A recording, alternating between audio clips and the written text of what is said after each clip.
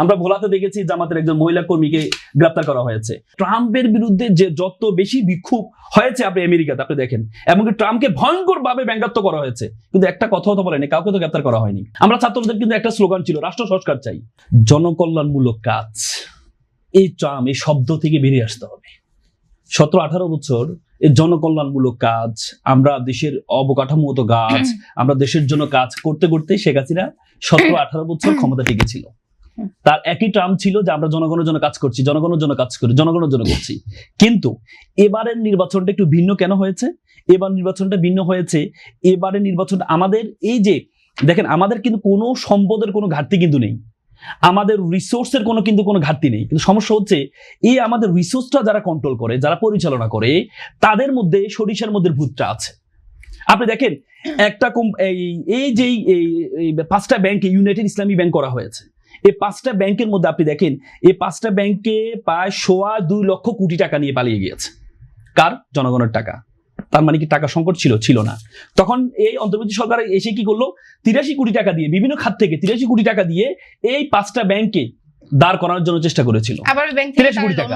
এখন এই সরকার এসে কি করলো, এই যে আমাদের সিস্টেমের কারণে এরা যে দুর্নীতিগুলো করেছে, এই সিস্টেমটা পরিবর্তন করার জন্য আমাদের ছাত্র আন্দোলন করেছিল। আমরা ছাত্রদের কিন্তু একটা স্লোগান ছিল, রাষ্ট্র সংস্কার চাই।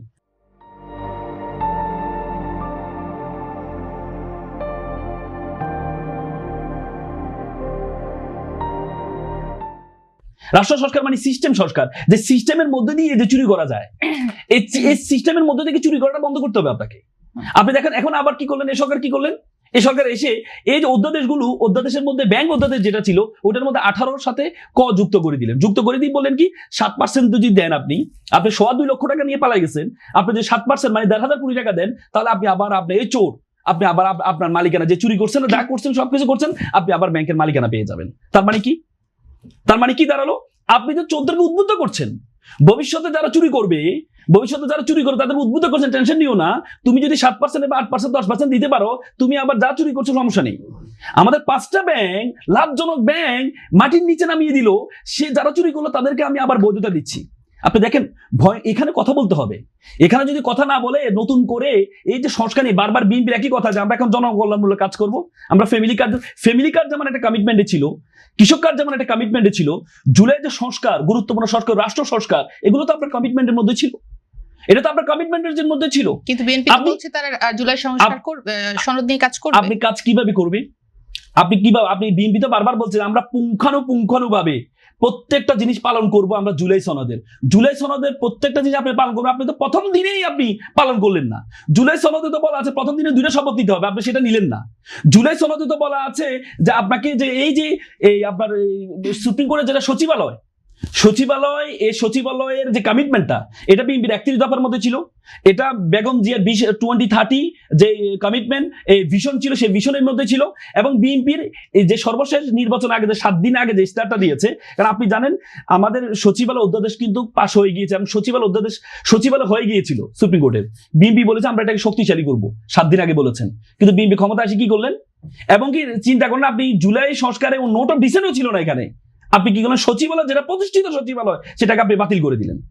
তার মানে কি আপনাকে তো হচ্ছে আপনি যে মূল মানে এই যে 133টা অধ্যাদেশের মধ্যে আপনার যেটা ভালো পছন্দ হয়েছে আপনি সেটা গ্রহণ করলেন, যেটা আপনার পছন্দ হয়নি। আপনি দেখেন এই যে বাংলাদেশ ব্যাংকে, আমি শুধু এই ব্যাংকের রিলেটেডটা আপনাকে একটু সংযুক্ত করে দিই। দেখেন বাংলাদেশ ব্যাংকের গভর্নর যিনি ছিল, উনি কিন্তু বিএনপি ক্ষমতা আসার পরে উনি বলেছেন যারা ব্যাংকের 5টি ব্যাংকে চুরি করেছিল, এরা চাচ্ছে যে মালিকগুলো চুরি করেছিল এরা চাচ্ছে আবার মালিক হওয়ার জন্য, এরা আবার চাচ্ছে, কিন্তু আমি হতে দিব না। তার 7 দিনের মাথায় মব সৃষ্টি করে ওনাকে সরানো হয়েছে। এবং কি আমরা এমন একজনকে বাংলাদেশ ব্যাংকের গভর্নর বানালাম যিনি নিজের ঋণ খেলাপিতে ছিলেন,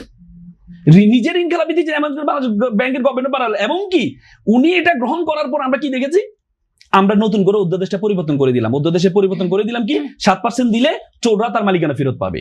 তাহলে যে আপনি যে সিস্টেমটা যদি পরিবর্তন না করেন, তাহলে আলটিমেটলি আপনার যত জনকল্যাণমূলক কাজ করেন কোনো লাভ হবে না ভাই। আমাদের এই জন্য আমাদেরকে এমফাসাইজ করতে হবে যে রাষ্ট্রীয় যে সংস্কারগুলো, গুরুত্বপূর্ণ সংস্কারগুলো, যেগুলোর কারণে বারবার ফ্যাসিজম তৈরি হয়, সেই জায়গায় যদি এখন হাত না দেওয়া হয়, সেই জায়গায় যদি এখন ফেলে দেওয়া হয়, তাহলে দেখবেন নতুন করে আবার যে ক্ষমতা আসুক অটোমেটিকলি তিনি আবার ওনার ফ্যাসিজমটা ওনার মধ্যে চলে আসবে। আমরা তো দেখতে পাচ্ছি এখন আপনি দেখেন আগে শেখ হাসিনার বিরুদ্ধে কথা বললেই ডিজিটাল সিকিউরিটি অ্যাক্টে তাকে গ্রেপ্তার করা হইতো, আর আমরা এখন কি দেখতে পাচ্ছি, কেউ একজন কথা বলছে এই গতকাল কন্টেন্ট একজন ক্রিয়েটরকে এই কি বলে ওই আমাদের চিফ হুইপ নিয়ে উনি একটা পোস্ট দিয়েছে, উনি বলেছেন যে একটা আমি এই এফআইআরটা দিকে 7 দিনের রিমান্ড চেয়েছে আজকে, তাকে গতকাল গ্রেপ্তার করা হয়েছে। কেন করা হয়েছে? উনি একটা ফেসবুকে একটা পোস্ট শেয়ার করেছেন এই জন্য। তাহলে এটা তো শেখ হাসিনার আমলে ছিল আমি মনে করি। এবং কি এই যে রাশেদ প্রধান এই যে এর জাকফার যে মুখপাত্র, উনি যে কথা বলেছে আমি নিন্দা জানাই। এই কথা এটা রাজনৈতিক ভাষা হতে পারে না। একদম প্রধানমন্ত্রীকে নিয়ে এই শব্দ চয়নগুলো কিন্তু আমাদেরকে সাবধান হতে হবে। প্রধানমন্ত্রী কেন, একজন সাধারণ মানুষ কাউকে নিয়ে অবশ্যই অবশ্যই। এবং কি আমাদের দেশের একটা প্রধানমন্ত্রী মানে হচ্ছে এটা কিন্তু আমাদের একটা দেশের সম্মান। তারপরে যখন দেশের প্রধানমন্ত্রীকে যদি এই শব্দ ব্যবহার করবেন এটা দেশকে অপমান করা হবে, এটা আমি মানি। কিন্তু এটার ভাষা কি এটা যে তার বাসার সামনে গিয়ে আমাকে জুতা নিক্ষেপ করতে হবে, মব তৈরি করতে হবে? এটার ভাষা কি সেটা? এটার ভাষা কি সেটা তার পিএসকে আমি ধরে নিয়ে যে চলে যেতে হবে? এটার প্রতিবাদের ভাষা কি এটা হবে? না, এটা হবে না। আপনি বরং তারেক রহমান সাহেব যদি আপনি দেখেন ট্রাম্পের এবার যুদ্ধ হওয়ার পরে ট্রাম্পের বিরুদ্ধে যে যত বেশি বিক্ষোভ হয়েছে আপনি আমেরিকাতে আপনি দেখেন, এমনকি ট্রাম্পকে ভয়ঙ্কর ভাবে ব্যঙ্গাত্ব করা হয়েছে, কিন্তু একটা কথাও তো বলেনি, কাউকে তো গ্রেপ্তার করা হয়নি। কিন্তু আপনি যখন আমাদের দেশে সেটি হচ্ছে তখন আপনি যখন আমাদের প্রধানমন্ত্রীকে নিয়ে যে শব্দটা চয়ন করা হয়েছে সবাই কিন্তু আমরা তীব্র নিন্দা জানিয়েছিলাম।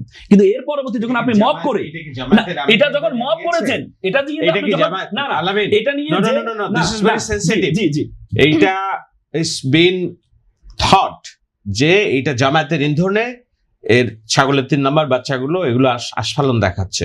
জামায়াতের আমির কি এই রাশেদের বক্তব্যের নিন্দা জানিয়েছে কিনা, জামাত দলীয় ভাবে নিন্দা জানিয়েছে কিনা, যে একটা সিটির প্রধানমন্ত্রীকে আপনি এটা কুলাঙ্গার, তো এটা শেখ হাসিনার ভাষা। শেখ হাসিনার ভাষা কেন জামায়াত ইসলাম? এবার আসি ডাক্তার শফিকুর রহমান যিনি বিরোধী দলীয় নেতা, ওনাকে সাদা শয়তান বলে ছাত্র দলের নেতারা পোস্ট মানে ভেরিফাইড আবিদ যে বিপি ইলেকশন করেছে তাকে তো মানে আইকন বলা হয় এখন, সে সাদা শয়তান বলে এই বিরোধী দলীয় নেতা, এটা নিয়ে কি বিএনপি থেকে কোনো প্রতিবাদ জানানো হয়েছে? আমি দুইটারই প্রতিবাদ জানাচ্ছি, এটা কোনো সুযোগ নেই। আমাদের প্রধানমন্ত্রী এবং বিরোধী দলীয় নেতা সাংবিধানিক বিষয়গুলা আপনি যখন তাদেরকে নিয়ে যখন এইভাবে ব্যঙ্গাত্ব করা হবে, কিন্তু আমার কথা হচ্ছে যে ব্যক্তি করেছে সেই ব্যক্তি অ্যাপোলজি চেয়েছে। তো এখান থেকে বিরোধী দলীয় নেতা যদি নিজের দলের কেউ হইতো তাহলে উনি একটা বিবৃতি দিতে পারতেন। ওকে, কিন্তু আমরা এটা প্রতিবাদ জানাচ্ছি, কোনো সুযোগ নেই। কিন্তু ব্যাপারটা হচ্ছে আমাদের প্রতিবাদের ভাষাটা কেমন হবে? কেউ একটা অপরাধ করেছে, অপরাধ হলে কি আমার মনে হয় প্রধানমন্ত্রী ওনাকে ডাকতে পারতেন, আসো তুমি বলো, আমাকে বলো। যত বেশি শোনা যায়, আমাদের তো শোনার ক্ষমতাটা খুব কম। আমার মনে হয় যদি যত বেশি শুনতে পারে নিজেকে তত বেশি বড় করা যায়, কিন্তু আমরা সেটি করছি না। আমরা ভোলাতে দেখেছি জামাতের একজন মহিলা কর্মীকে গ্রেপ্তার করা হয়েছে। গতকাল দেখলাম চিফ হুইপ নিয়ে কথা বলার কারণে তার বিরুদ্ধে 7 দিনের রিমান্ড চাওয়া হয়েছে আজকে। তো এগুলো করার মাধ্যমে তো আমরা সেই আগের জায়গায় ফেরত যাচ্ছি। কথা বলতে পারবো না, সব কথা বলা যাবে না, সব কথা প্রতিবাদ জানানো যাবে না, কোনো কিছু করা যাবে না। সুযোগটা দেন।